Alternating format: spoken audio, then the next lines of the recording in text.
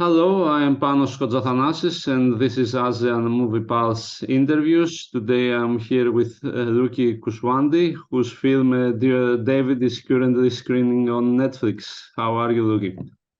I'm good, Panos. How are you? I am fine, I'm fine.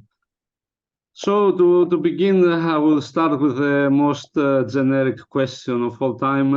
What was the inspiration behind the story of the movie? Well, actually, the story of Dear David originated from the screenwriter, Winnie. She herself has a hobby of writing fan fiction, Mhm. and fan Uh-huh. fiction is pretty big in Indonesia. It's a growing subculture. And if you're not aware of it, it's where people write fiction stories about, whatever it is that they admire. For example, like stories about BTS or Twilight, and they make subversive stories sometimes about the characters. And from there, what we realized through our research is that fan fiction becomes this, I would say, like a safe space, especially for women and also for the queer community to express their desires and their sexuality, which I found really interesting. And so from there, she came up with this premise of Dear David about a teenage woman who writes fan fiction on a man that she has a crush on and realizes that someone ended up publishing it without her consent, and the drama starts from there. Mm-hmm, mm-hmm. Okay. And this it's really popular, these stories in Indonesia? It is popular, and many of the stories are published on this platform called Wattpad. And there's a lot of, like, now at this moment there's a lot of like films and series in Indonesia based on the Wattpad stories, so it's pretty big.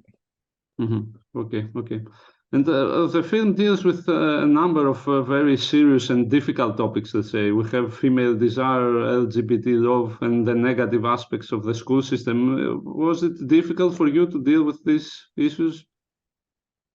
No, I feel like it's a natural extension on the story because when we talk about female desire, it's still something that is often frowned upon in Indonesia.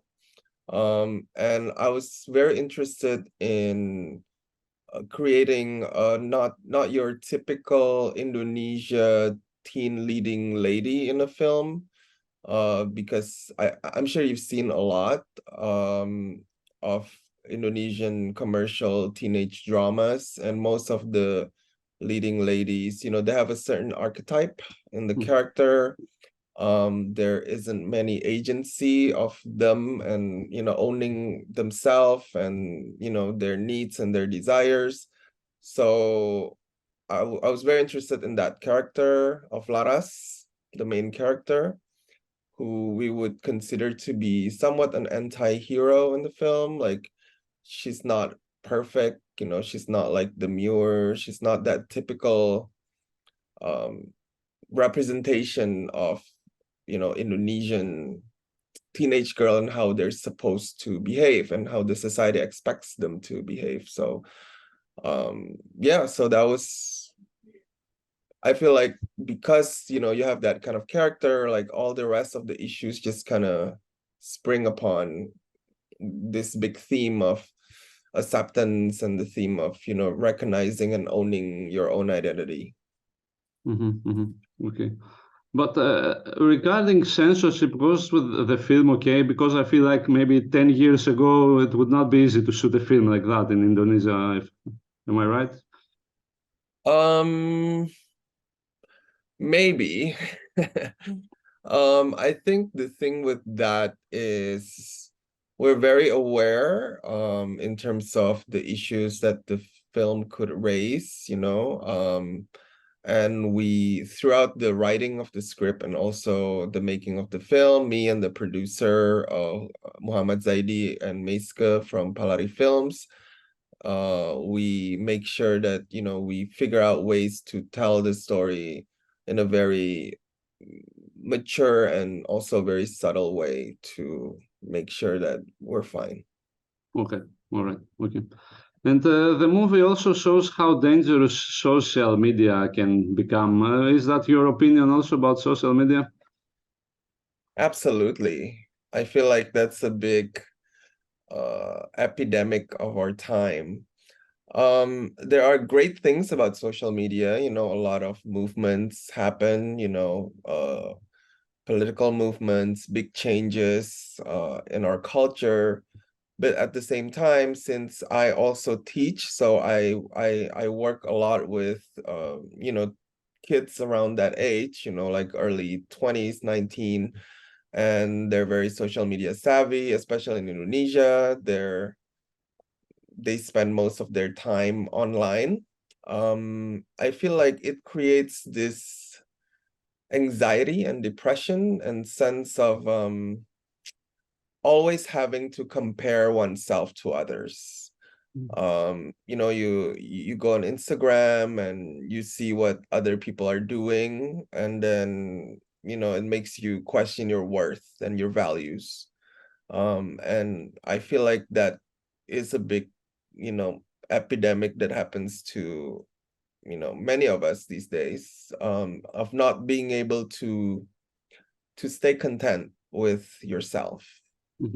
So I think that's why, like, towards the end of the film, Lara's mom says something like, I just want you to be you, and I accept you because you're my daughter. You don't have to be anything. You don't have to be exceptional. You don't have to get into that university. You don't have to be amazing. You just have to be you. And I feel like that's very important to me, just the idea of not defining yourself and not defining your worth through all these external, things.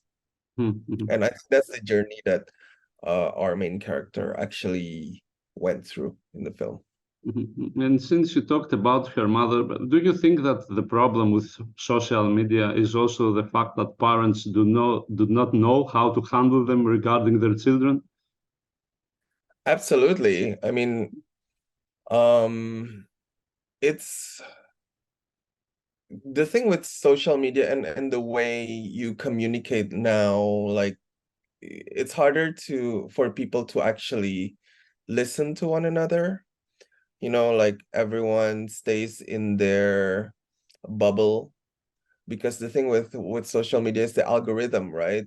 For Mhm, example, like, if you like a certain things, then that's the only thing that you're gonna see, and that kind of forms your worldview in a sense, and that's why we live in this very polarized times. I don't know if that happens also in your country, but especially here, we all live in our separate, you know, bubbles and parties and whatever it is that you choose to believe in, and you don't actually really communicate with each other anymore and listen to each other.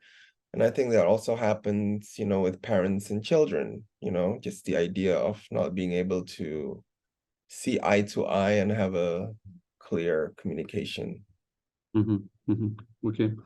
And I found Miss Inda one of the most interesting characters in the movie. Can you explain a bit more about her role and what her character represents? Absolutely. I mean, the school really, and well, she represents the school, and the school is basically a representation of the system, whatever system it is, the educational system, the government, anything that represents authority. And I'm just very interested in, how authorities deal with, these kind of issues. Instead of, there are many ways to deal with, like, this particular problem in the film, but what she chooses to do is to find the writer of the story and not the person who actually spreads the story. And that happens all the time, when you're dealing with these kind of cases.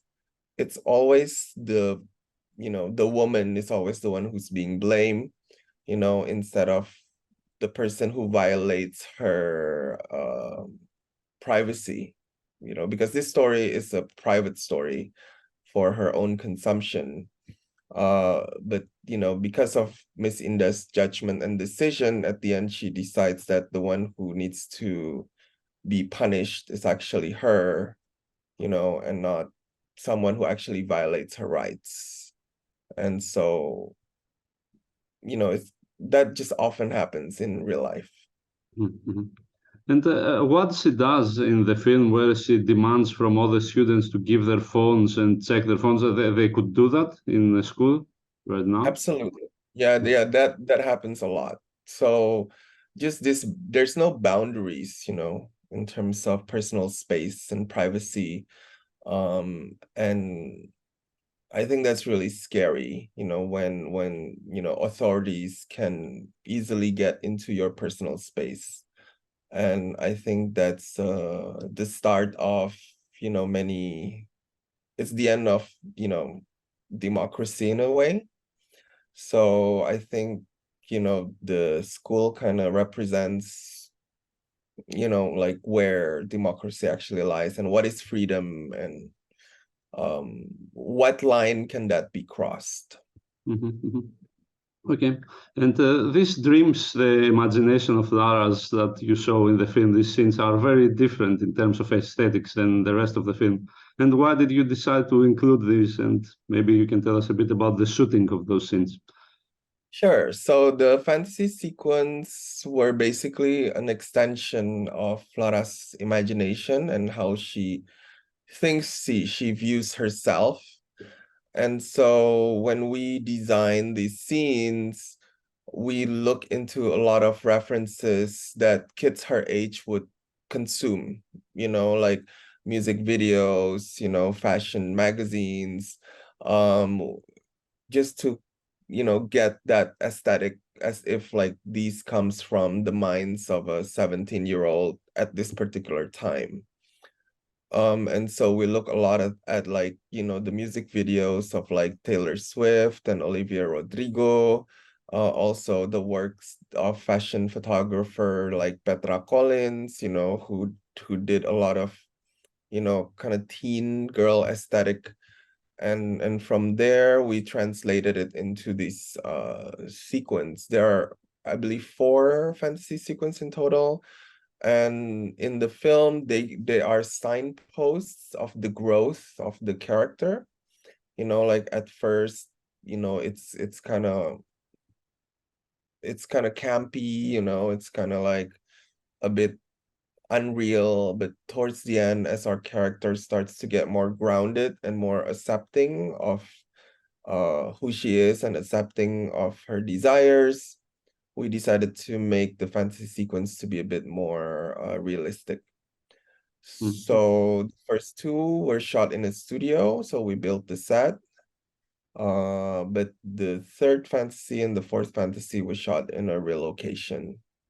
mhm, mhm. Okay, Yeah. okay.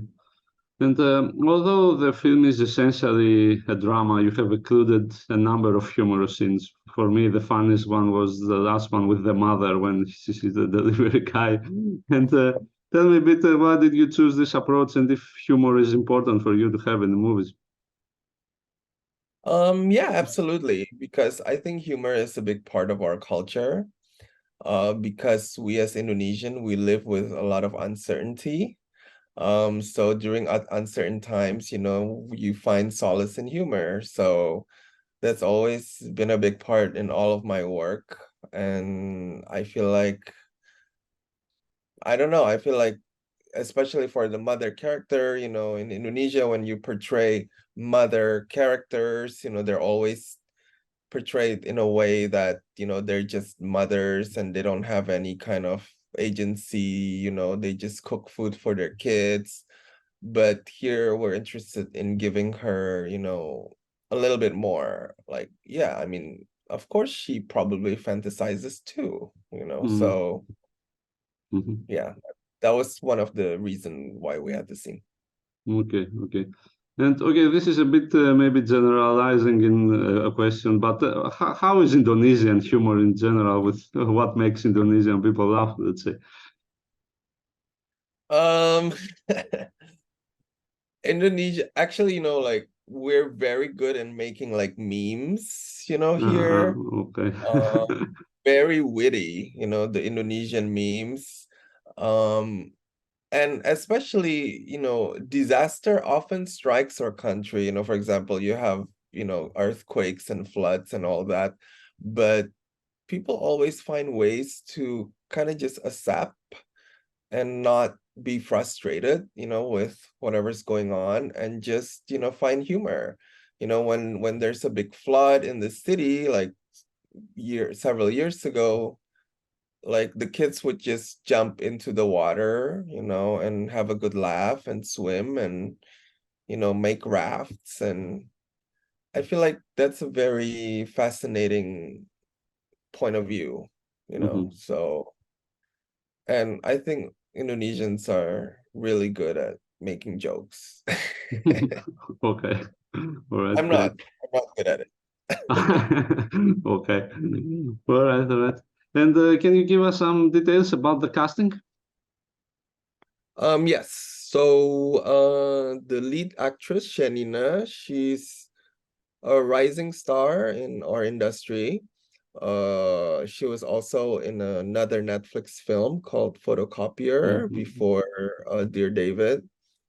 And I'm always fascinated to work with her, um, because, she's that type of an actor who's very nuanced and, who's able to show a lot without showing a lot. mhm, Uh, Very internalized, her character. And so we did casting with her, and then afterwards we're trying to find the David character. And Emir Mahira, he's actually a Best Actor Award winner in Indonesia Film Festival, that's what we call it, mhm, which is like the Indonesian Oscars. But when he was a child actor, uh-huh, and then he kind of stopped acting and he went abroad, and then because of the pandemic he had to go home, and so he decided to get back into acting. And so, I casted him for the film. And then there's Caitlin North Lewis, who is actually based in Amsterdam, and so she had to fly back in. But most of the cast is just basic, casting process where I interview and, their viewpoints, because I always found that very fascinating and always find that important in helping them building their characters. mhm, And then we went through quite a long process of like reading and rehearsal with the actors before we start shooting. mhm, mhm. And in general, do you allow improvisation for your actors, or are you strict? I do, but mostly during the rehearsal process, because I think like in Indonesia, we have that luxury of doing like a 1 month rehearsal with the actor before we shoot. And so during rehearsal, we try a lot of different things. I would do the same scene, but I asked them to improv on the scene, and then we would create, kind of different situations, just to see how they would react, towards the events in the script. I find that very important because, just to see, whatever's written on the pages does make sense, and whatever's written on the page, uh, you know, how they say their lines, it all just kind of has to have this flow. So it was a lot of that process, but usually during production, when we shoot it, it's already kind of settled. And so we just kind of shoot, the way we have decided together how we want the scene to be.